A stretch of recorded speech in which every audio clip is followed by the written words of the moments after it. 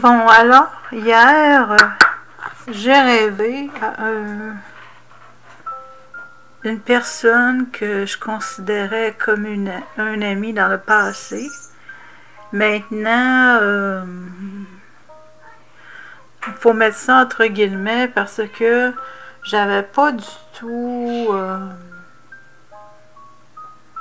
la capacité, étant codépendante, à faire de véritables choix. Donc, c'est pourquoi ami est à mettre entre parenthèses. Bien entendu que le fait de rêver à un supposé ami,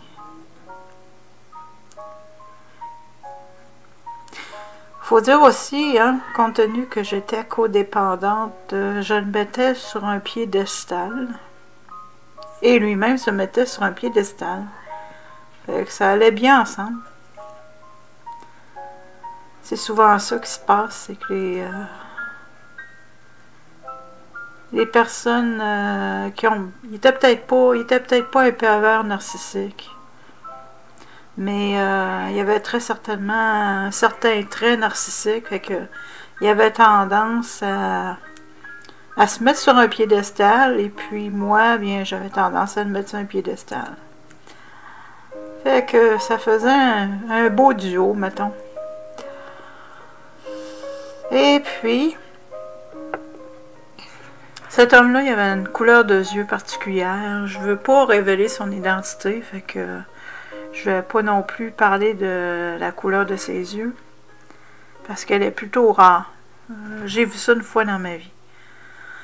Et puis, c'était pas des verres de contact. C'était pas des verres de contact en couleur, c'était pas ça. Fait que mon rêve, c'était qu'il était amoureux de moi. Puis il était vulnérable aussi.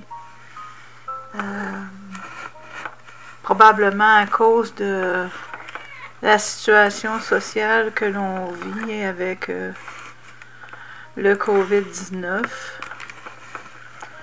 Ça peut expliquer le pourquoi que dans mon rêve, il était apparu comme étant une personne vulnérable qui avait perdu son emploi. Parce qu'il y en a beaucoup qui vont la perdre. Et puis, pourquoi ça m'a affecté d'avoir rêvé à lui? Bien, c'est parce que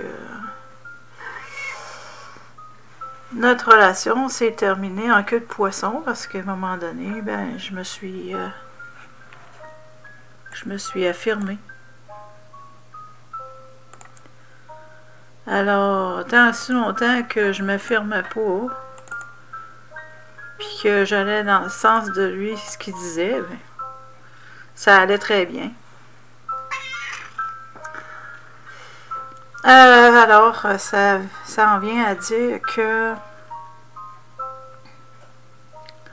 en fin de compte, pour faire un résumé, c'est que j'avais parlé de mes problèmes maritaux en très grand résumé. Et puis, à l'époque, lui qui était un spécialiste de la Bible. Moi aussi, soit dit en passant, je l'étais devenu avec le temps, mais aujourd'hui, bien, c'est une autre histoire. En ce sens que, c'est sûr, je peux pas désapprendre ce que j'ai appris, mais je suis plus du tout intéressée par la Bible. Donc, à l'époque,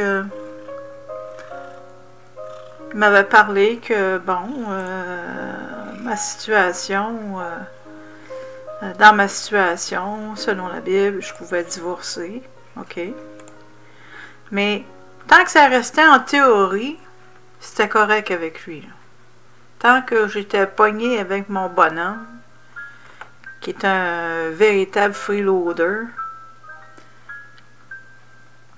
Et puis, j'en dirai pas plus, mais principalement, sa caractéristique, l'homme qui était dans ma vie, c'est un freeloader. Fait que tant aussi longtemps que je demeurais avec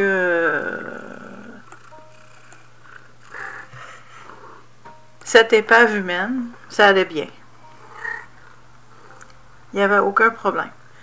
Mais à partir du moment où est-ce que j'ai voulu appliquer, en fin de compte, que j'ai voulu appliquer la théorie qu'il m'avait enseignée en pratique, là, ça ne marchait plus. Et puis,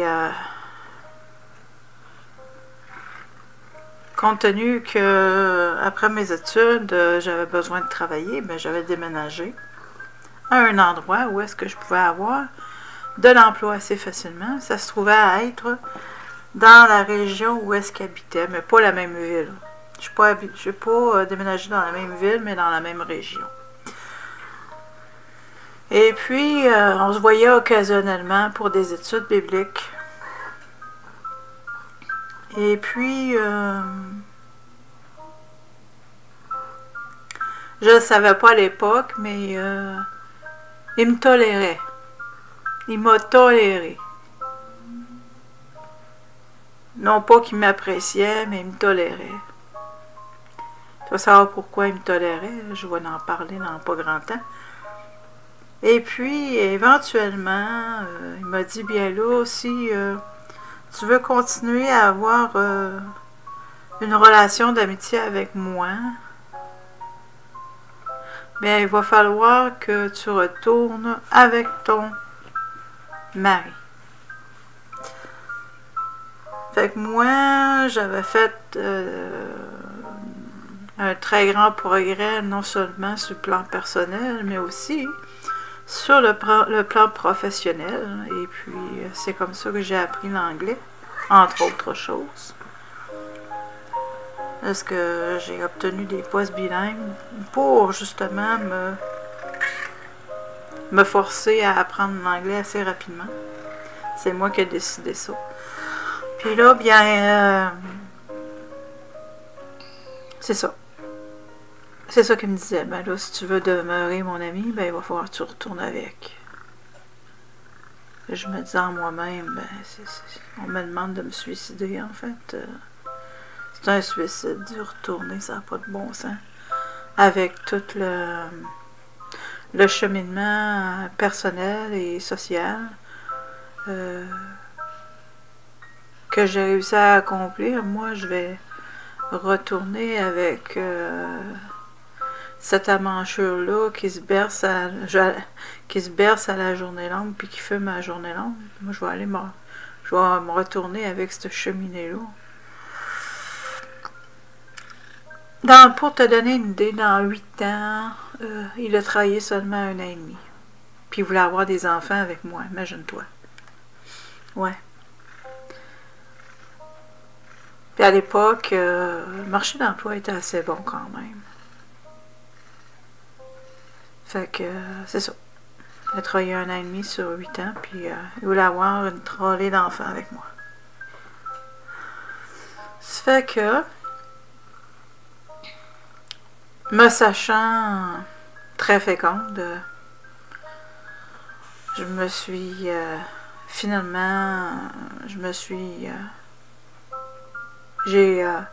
réalisé, bien là, si je veux pas mettre d'enfant au monde avec lui, je suis mieux de partir.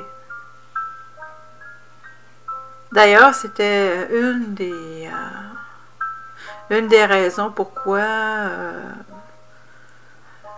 cet ancien ami m'avait dit ouais, tu devrais partir parce que éventuellement tu vas avoir des enfants avec cet homme-là, c'est pas souhaitable compte tenu qu'il ne fait rien de sa vie. Fait que c'est ça. Son fusil avait changé de bord complètement. Tellement qu'à un moment donné, je l'ai appelé. On s'est chicané. Puis moi, que je lève le ton, là, lui, il levait le ton envers moi. Fait que je me suis pas gênée de voliton envers lui.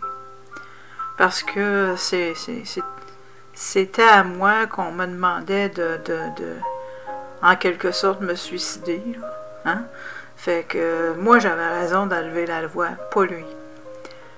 Mais c'est ça. Il était devenu hystérique. Puis là, ben, en fin de compte, il pensait de pouvoir mener ma vie. Une autre affaire que je voulais dire. Moi, de le perdre comme ami, je l'avais mis sur un piédestal, oui. Mais je perdais pas grand-chose. Parce que, pour la simple raison que c'est moi qui lui rendais service et non l'inverse. J'ai contribué à, en fin de compte, taper un de ses livres. Non pas écrire un de ses livres, mais j'ai tapé, tapé à la machine un de ses livres. À l'époque, on était encore avec les machines à écrire à l'époque, qui n'est pas si lointaine. Ça fait que c'est plutôt lui qui perdait en fin de compte de la main-d'œuvre gratuite, dans le fond, c'est ça. Mais moi, je perdais juste un supposé enseignant de la Bible. Ben, oui, il enseignait la Bible, mais il l'enseignait de façon très littérale. Surtout en ce qui concerne la femme. J'en viens à ça.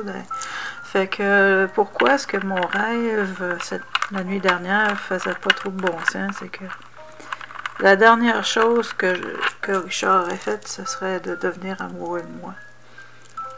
Parce que j'étais loin de correspondre à la femme soumise qu'il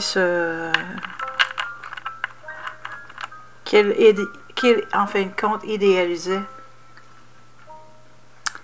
Donc c'était assez spécial d'avoir rêvé ça. Et puis le premier réflexe que j'ai eu en me réveillant, c'est veux-tu bien me dire pourquoi il tenait tant que ça à ce que je retourne avec ma cheminée? Veux-tu bien me dire pourquoi?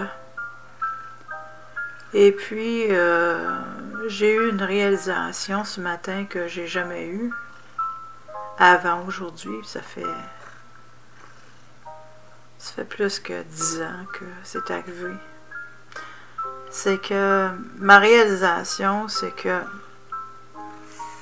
tout ce qu'il m'a dit concernant le mariage, puis les liens du mariage, et puis que dans un cas comme le mien, je pouvais divorcer. C'est sûr que tant que ça restait en théorie, c'était correct. Mais ce matin, j'ai réalisé le pourquoi est-ce que ça n'a pas passé. C'est parce que je suis une femme. Parce que dans la religion abrahamique, les fondamentalistes croient que la femme vient d'une côte de l'homme et donc,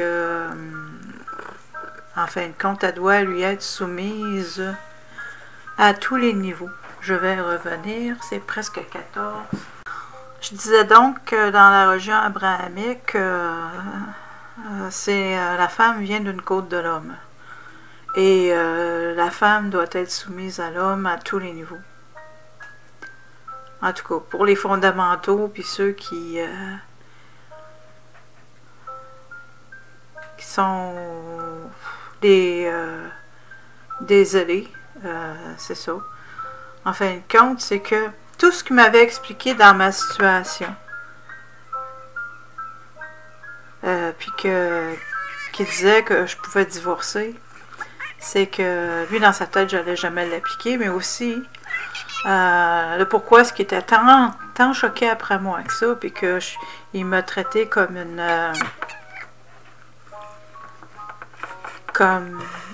en fin de compte, il m'a traité comme, tu sais, les témoins de Jéhovah quand ils coupent avec leur famille puis qu'ils ne veulent plus rien savoir de la personne, puis que c'est éternel, il n'y a plus moyen de revenir en arrière. La personne est oubliée, rayée de la liste, puis ça finit là. Elle est non seulement exclue du groupe, mais en plus, elle est exclue des cœurs, exclue des pensées, il n'y a plus rien. En fin de compte, c'est ce qui est appliqué envers moi.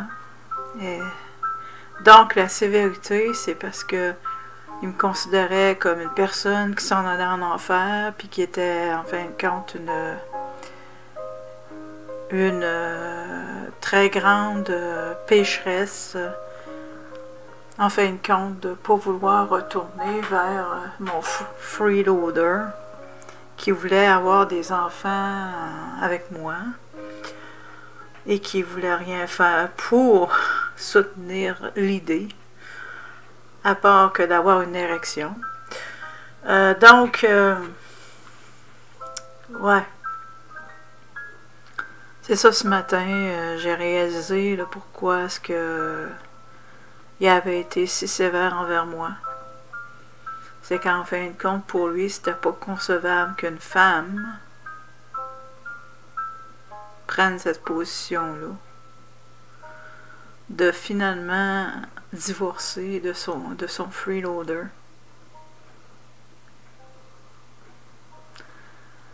C'est ça. Si j'avais été un homme, ça aurait été correct, parce que j'étais le chef de la famille et que la femme est venue de ma côte, ok? Là, ça aurait été correct. Mais en réalité, bien entendu, pour ceux qui, en fin de compte, ne sont pas trop endormis, réalisent que, en fin de compte, l'humanité a dû commencer par une femme qui accouche, et non pas un homme qui se fait prendre une côte. Puis que, bon, en tout cas, bref. C'est que, c'est ça. Fait que c'est ça le patriarcat. C'est qu'en fin de compte,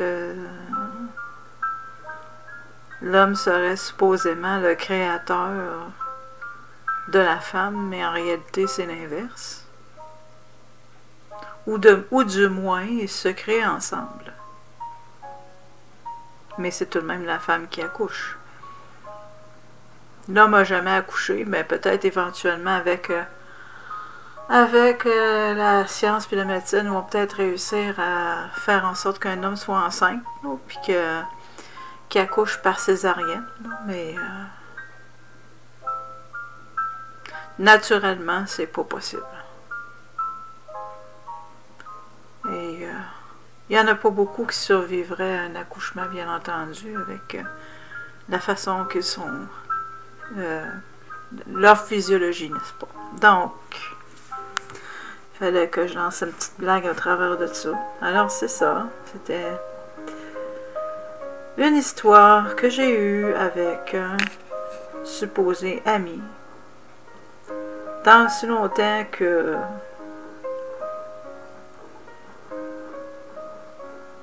je prenais pas ma vie en main, m'aimait bien, à partir du moment que j'ai pris ma vie en main.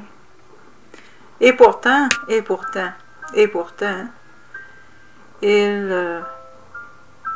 à l'époque, il me reprochait d'être une femme enfant. Puis à partir du moment que j'ai voulu devenir une femme adulte, mais là, il ne voulait plus rien savoir de moi. C'est bien bizarre. Hein? C'est ça, selon sa façon de voir les choses. C'est ça. Fait que j'avais besoin de le partager, ou du moins de l'enregistrer. Voilà. Merci pour ton écoute. Si tu t'es rendu jusqu'ici.